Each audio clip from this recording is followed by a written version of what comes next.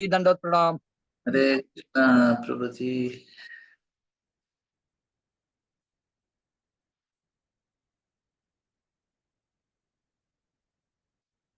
हम लोग भगवद गीता 9 अध्याय चर्चा कर रहे थे। तो इसके अंतर्गत हमने देखा कि भगवान बता रहे हैं ना हम प्रकाश सर्वस्या योग माया समावता मूढ़ोयम जाबिना ना भी जाना थी आमेभ्यो परम। तो ये सारा चीज भगवान जो भगवान का रूप है उसे मूर्ख लोग जान नहीं पाते, ये चीज को बताते हैं। और महात्मा नाम स्तुमाम पार्थ दैवीं प्रकृति भजन तननमसो ज्ञात्वा भूतादिमव्ययम्। जो महात्मा लोग हैं वो मेरी दैवी प्रकृति का आश्रय लेते हैं। हमने इसका भी चर्चा किया था कल। सततम कीर्तयन्तो माम यतन्तश्च, ये हो गया ना श्लोक कल। सततम कीर्तयन्तश्च, ये श्लोक का हुआ कल, याद है किसी को?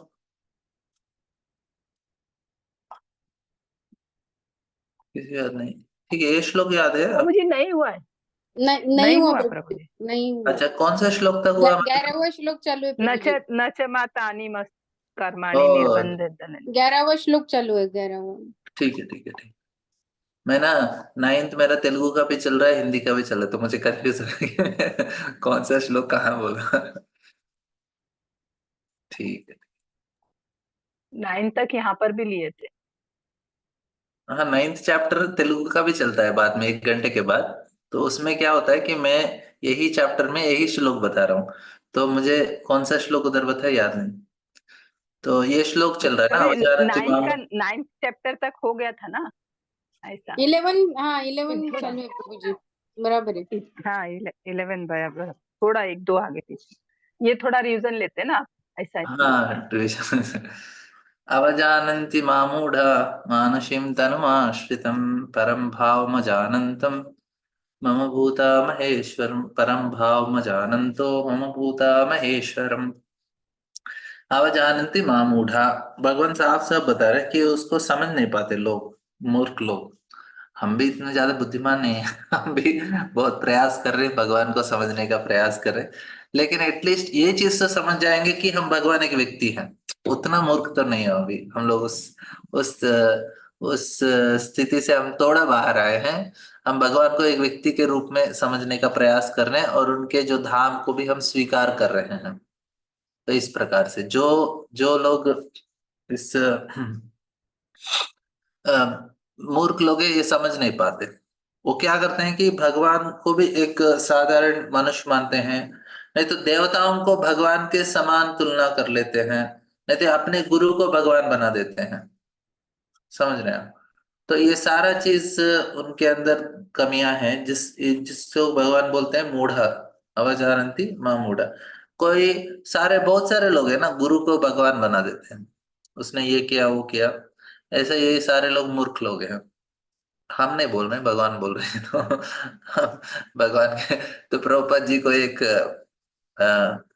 रिपोर्टर पूछते हैं, न्यूज रिपोर्टर, कि स्वामी जी आप हमको रास्कल रास्कल क्यों बोलते हैं? प्रभुपाद जी बहुत बार बोलते हैं रास्कल करके। तो प्रभुपाद जी, अरे हमने कहा बोला, पर कृष्ण बोलते हैं, हम उसका सिर्फ उसका रिपीट करते हैं। तो इधर भगवान बोल रहे हैं मूर्ख।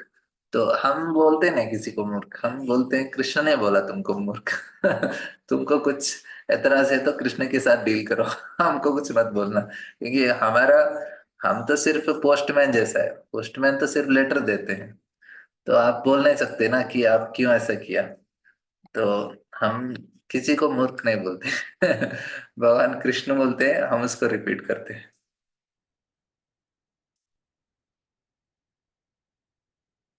तो इधर और बोलते हैं अवजानन्ति मां मूढ़ा मानसिम तनुमाश्रिता परम भाव जानन्तो मम भूत महेश्वरम। तो इस प्रकार से उनको साधारण मनुष्य समझना, मूर्ख लोग। परम भाव अजानंतो मतलब मेरे जो दिव्यत्व को समझ नहीं पाते, अजानंतो परम भाव में उनको दिव्य। मम भूत महेश्वरम बोलते हैं कि वे मुझे परमेश्वर के दिव्य स्वभाव को नहीं जानते, मुझ पर।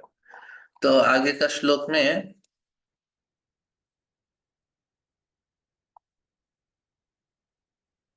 भगवान बोलते हैं, मोघाशा मोघ कर्माणा मोघ ज्ञान विचेतसा राक्षसी मासुरस्य प्रकृति मोहित। बहुत इंपॉर्टेंट श्लोक है। जो ज्ञानी लोग हैं, जो योगी लोग हैं, जो कर्मी लोग हैं, तीनों को भक्ति करना है उनके मार्ग में प्रगति करने के लिए। मतलब हिमालय जाके तपस्या करते हैं ना, उनको भी थोड़ा बहुत भक्ति करना पड़ता है। जो सन्यास लेके पूरा विरक्ति को अपनाना चाहते हैं, उनको भी भक्ति करना है। जो कर्म योगी लोग हैं, वर्णाश्रम धर्म और निष्काम कर्मयोग करते हैं, उनको भी भक्ति करना पड़ता है।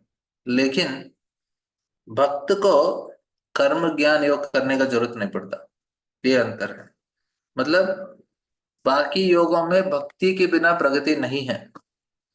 भक्ति में किसी और का जरूरत नहीं, अपने आप प्रगति हो जाएगा। मतलब भक्ति करने से योग का जो सिद्धि मिल जाएगा, ज्ञान का वैराग्य मिल जाएगा, शास्त्रों का ज्ञान वो भी मिल जाएगा। सारे जो चीज है, यज्ञ दान तप, सारा जो फल है भक्ति करने से मिल जाएगा। ये हमने छठवां अध्याय का नहीं, हाँ, हमने 7th चैप्टर में भी पढ़ा इसको। तो भगवान खुद बोल रहे हैं इसमें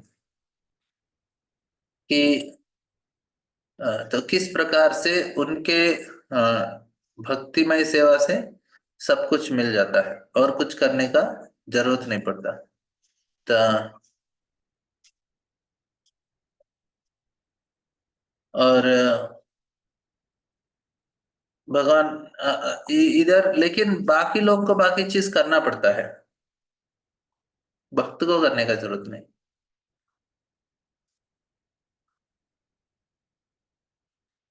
तो ये भगवान हमको इस अध्याय में बता रहे हैं इधर।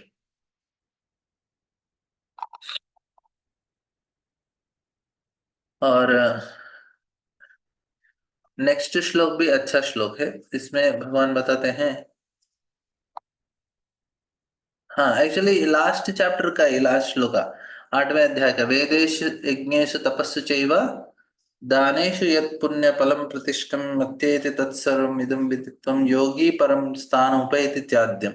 आपको याद होगा, ये 8वां श्लोक का अंतिम श्लोक है, 28th वाला, 28वां श्लोक है 8वें अध्याय का, जिसमें भगवान बोलते हैं, वेदेषु यज्ञेषु तपस्सु चैव दानेषु यत् पुण्य फलम प्रतिष्ठम अत्येति तत्सर्वम् इदं विदित्वा योगी प्राणम योगी परम स्थान उपैति चाद्यम। तो इस श्लोक में हम देखेंगे कि भगवान बोल रहे हैं कि आप योग यज्ञ दान सब कुछ करो,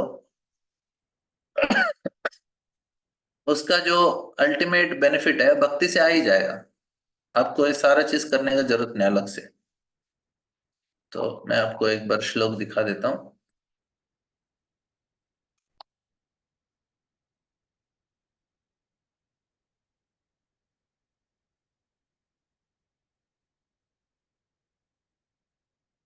ये वाला श्लोक है, इसमें हम देखेंगे, वेदेषु यज्ञेषु तपस्सु चैव दानेषु यत् पुण्य फलम प्रतिष्ठम अत्येति सर्वम् इदं विदित्वा योगी परम स्थानम। जो व्यक्ति भक्ति मार्ग स्वीकार करता है, वह वेद अध्ययन, तपस्या, दान, दार्शनिक तथा सकाम कर्म करने से प्राप्त होने वाले फलों से विचिन्न नहीं होते। मतलब सारा फल मिलता है। वह मात्र भक्ति संपन्न करके इन समस्त फलों की प्राप्ति करता है और अंत में परम नित्य धाम को प्राप्त होता है। तो भक्ति करने से सारा चीज करने का जरूरत नहीं है।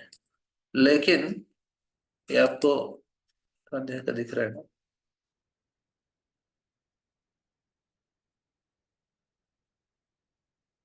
लेकिन मोघाशा मोघ कर्माण मोघ ज्ञान विचेतसा राक्षसी मात्सर्य मुक्ति मोहिनी, लेकिन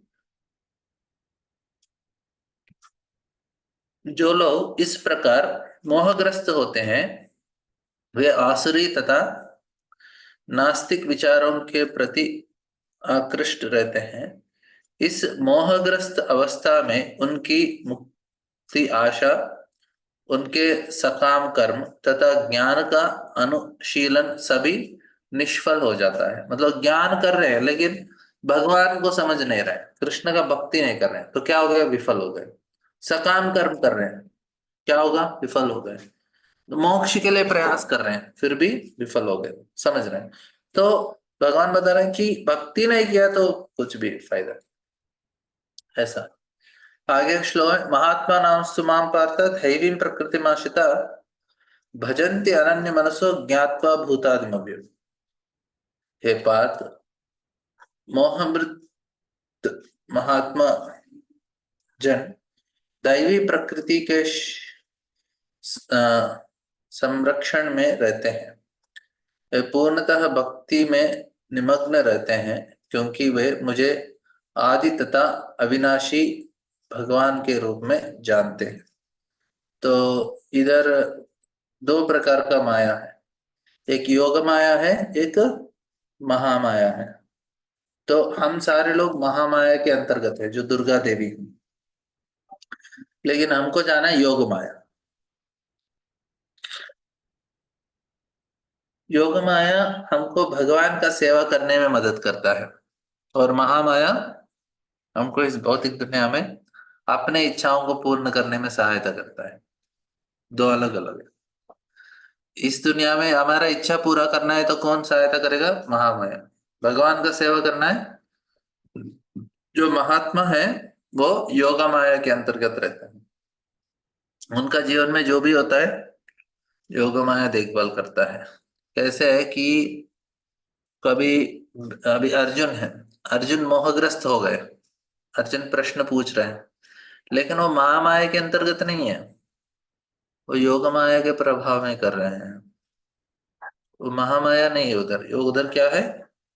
योग माया है। इस प्रकार से तो हमें उसका अंतर समझना चाहिए। जो भक्त होते हैं वो आध्यात्मिक जगत में जो भी लोग हैं वो सारे योग माया के अंतर्गत है। योग माया भ्रमित नहीं करता जीवों को, उनको सहायता करता है। कृष्ण के दास के रूप में वो समझ जाते हैं अपने आप को, और भगवान को अभी गोपियां हैं, ऐसा नहीं कि गोपियां चलिए चलिए खुला है, चलिए। गोपियां भूल जा यशोदा माई भूल जाती है कृष्ण भगवान है।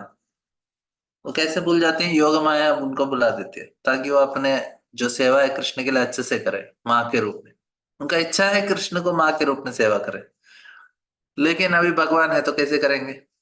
तो योग माया क्या करती है? यशोदा माई को भ्रमित कर देती है उनको इसमें विश्वास दिला देती है कि वो कृष्ण आप ही के बेटे हैं, और वो कृष्ण का सेवा करते हैं बस। तो इधर भी हम भी भ्रमित है, यशोदा माई भी भ्रमित है, लेकिन अंतर बहुत है इसमें वो योग माया से, हम महामाया से। हम भ्रमित है, हम सोचते हैं हम स्पेशल हैं, ये है वो है, और हम दुखी हो जाते हैं। तो आपको अंतर समझ रहा है इधर?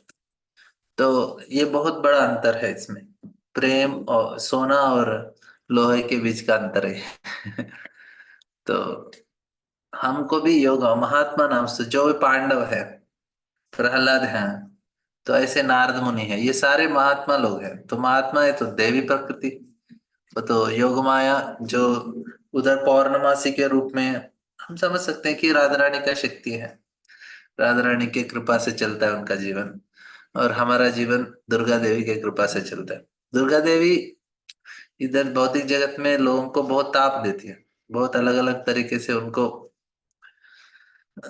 पनिश करती हैं, उनको शिक्षा देती हैं।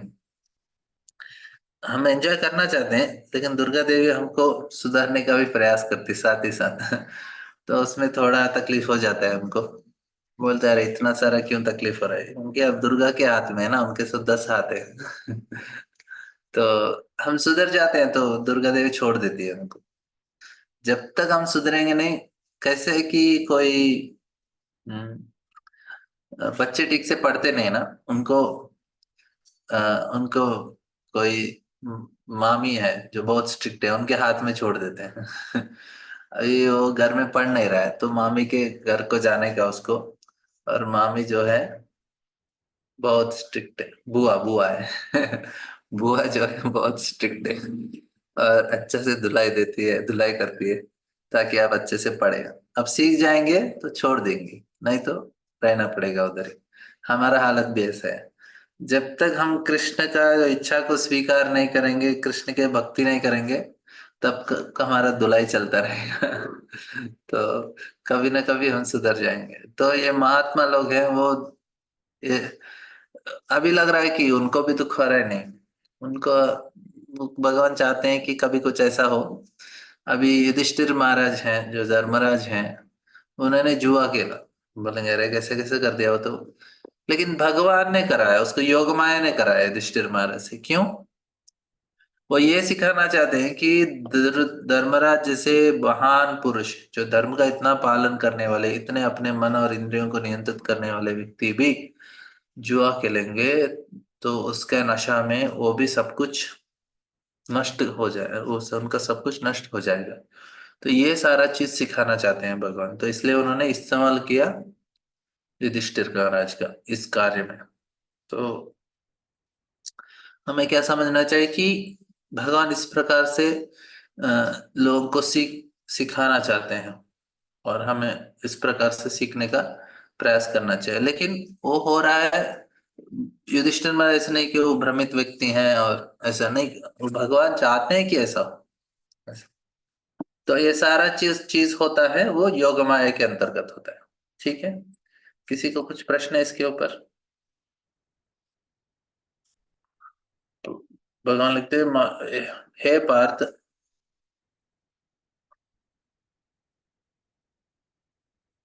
मोह मुक्त महात्मा जन दैवी प्रकृति के संरक्षण में रहते हैं। वे पूर्णतः भक्ति में निमग्न रहते हैं, क्योंकि वे मुझे आदि तथा अविनाशी भगवान के रूप में जानते हैं। सततं कीर्तयन्तो मां यतन्तश्चातुरव्रता नमस्सन्तश्च मां भक्त्या नित्ययुक्ता उपासते। भगवान बोलते हैं ये महात्मा मेरी महिमा का निरंतर कीर्तन करते हुए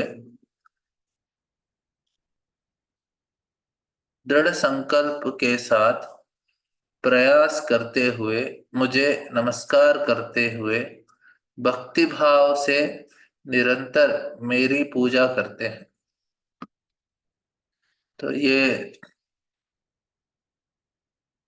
ये चीज बताया गया है कि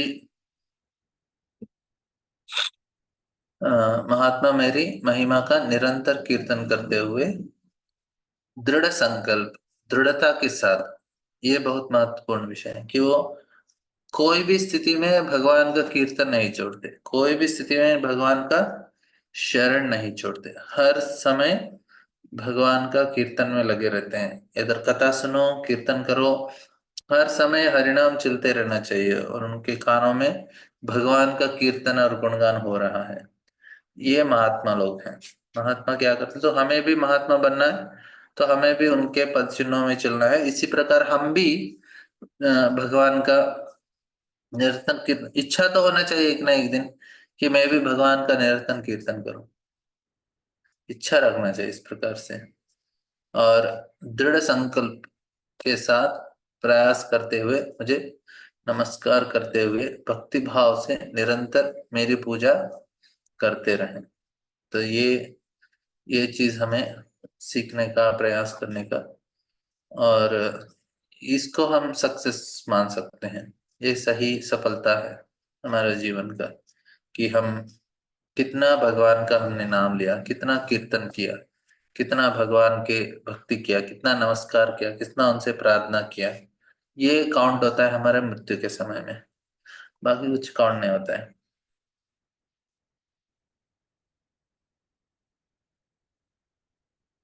तो ये सारा इस प्रकार से ही हम भगवान का सेवा इत्यादि हम लोग इसी प्रकार से करना चाहिए और इसी प्रकार से सीखना।